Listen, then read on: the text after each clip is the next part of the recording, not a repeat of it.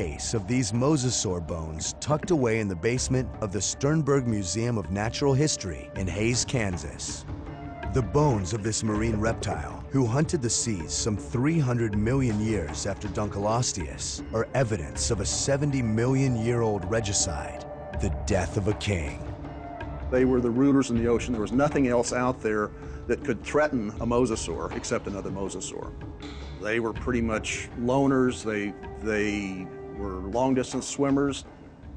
This animal was found in what would have been the middle of the western interior sea, hundreds of miles from the nearest land. He was perfectly adapted for living at sea for his entire life. Mosasaurs evolved from coastal marine lizards, which hunted in the ocean but returned to the land.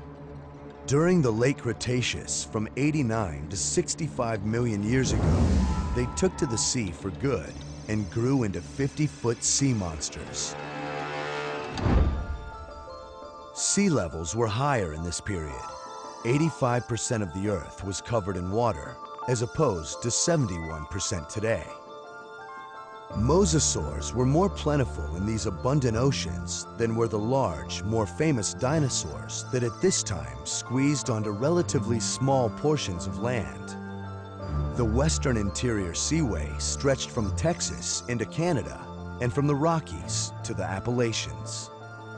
Roughly the size of the Mediterranean. Very shallow, 600-foot maximum depth, at least in Kansas. So it was a shallow, warm water sea, probably semi-tropical in nature. This sea was full of life and extremely dangerous. What we have here is the skull of a mosasaur that was killed, evidently, by a much larger mosasaur. And we can tell that because of things like the bite marks that show up on the bones of this particular skull.